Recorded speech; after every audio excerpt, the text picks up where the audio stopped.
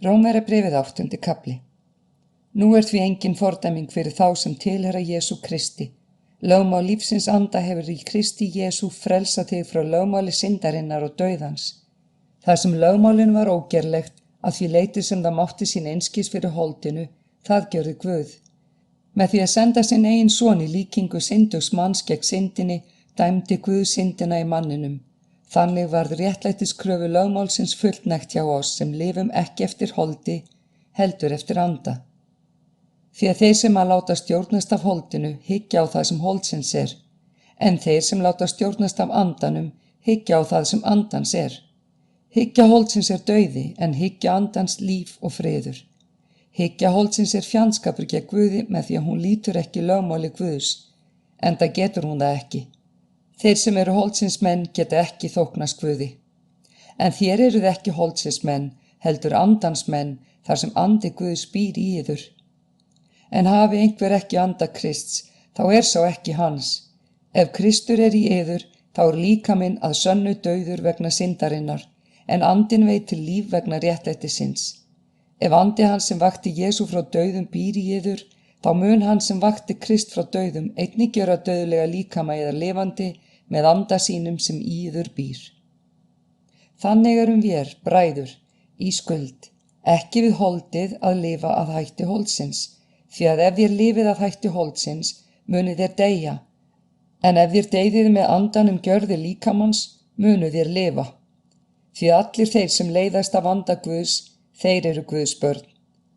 En þér hafið ekki fengið anda sem gjörir yður að þrælum að lifa aftur í hræðslu, heldur hafið þér fengið anda sem gefur yður barnarétt.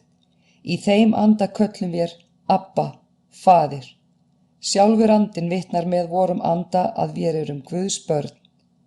En ef vér erum börn, þá erum við líka erfingjar, og það erfingjar Guðs en samarvar Krists, því að við líðum með honum til þess að við einnig verðum veggsamlegir með honum.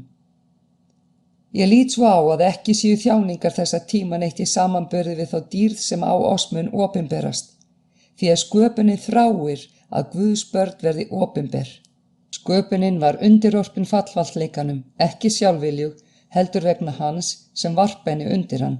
Í vonum að jafnvel sjálf sköpunin muni verða leyst úr ánauð forgengileikans til dýrðarfrelsis Guðs barna. Við vitum að öll sköpunin stynur líka og hefur fæðingarhríðir allt til þessa, en ekki einungis hún, heldur og vér sem höfum frumgróða andans, jafnvel vér stynjum með sjálfum oss meðan við bíðum þess að Guð gefi oss barnarétt og endurleysi líkama vora. Því að í voninni erum við hólpnir orðnir. Von sést ekki von, því að hver vonar það sem hann sér, en ef við vonum það sem við sjáum ekki, þá bíðum við þess með þolinmæði. Við vitum ekki hvers við eigum að biðja eins og ber, en sjálfur andinn biður fyrir oss með andverpum sem ekki verður orðum að komið. En hann sem hjörtun rannsakar veit hver hyggja andans og hann biður fyrir heilugum eftir vilja Guðs. Við vitum að þeim sem Guð elska samverkar allt til góðs, þeim sem kallaðir eru samkvæmt ákvörðun Guðs. Því að þá sem hann þekkti fyrirfram hefur hann og fyrirhugað til þess að líkjast mynd sonar síns, svo að hann sé frumburður meðal margra bræðra. Þá sem hann fyrirhugaði, þá hefur hann og kallað, og þá sem hann kallaði, hefur hann og réttlætt. En þá sem hann réttlætti, hefur hann einnig veggsamlega gjört. Hvað eigum við þá að segja við þessu? Ef Guð með oss, hver þá á móti oss? Hann sem þymdi ekki sínum eigin syni, heldur framseldi hann fyrir oss alla. Hví skyldi hann ekki líka gefa oss allt með honum?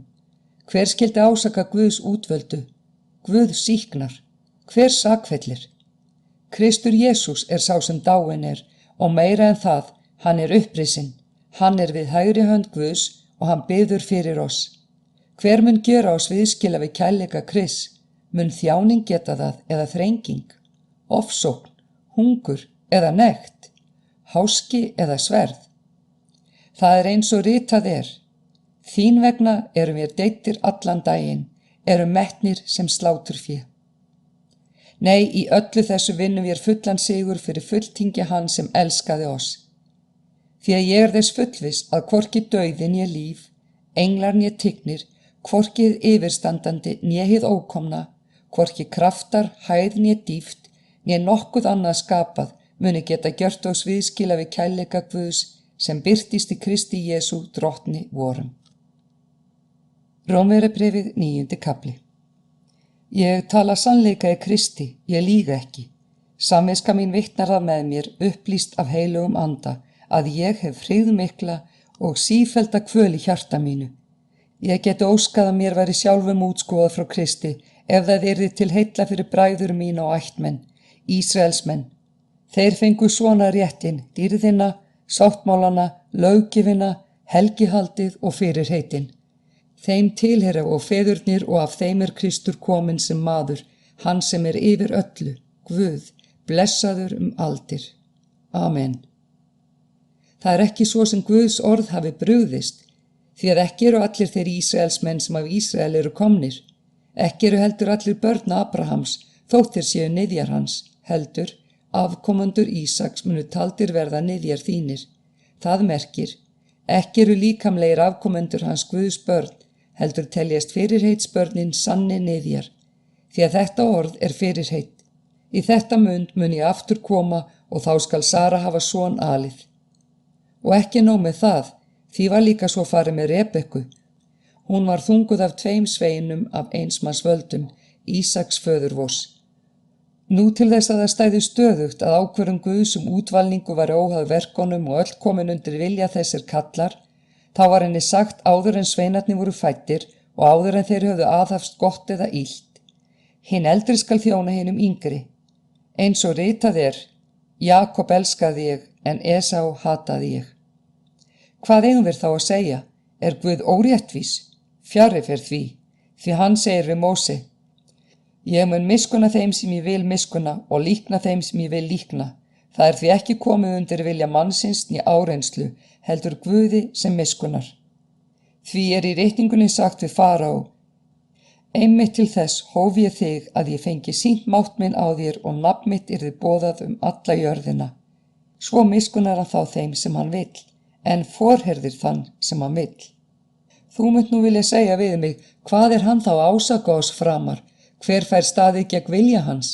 Hver þú maður að þú skuli deila á Guð? Hvort mundi smíðisgripurinn segja við smiðinn: Hví gjörði þú mig svona? Eða hefur ekki leirkerasmiðurinn leirinn á valdi sínu, svo að megi gjöra úr sama deginu ker til sæmdar og annað til vansæmdar? En ef nú Guð sem vildi sýna reiði sín og auglýsa mátt sinn, hefur með miklu langlindi umborið ker reiðinnar sem búin til glötunar. Og ef hann hefur gjört það til þess að auglýsa ríkdóm dýrðar sinnar og kerum miskunnarinnar sem hann hafði fyrirfram búið til dýrðar.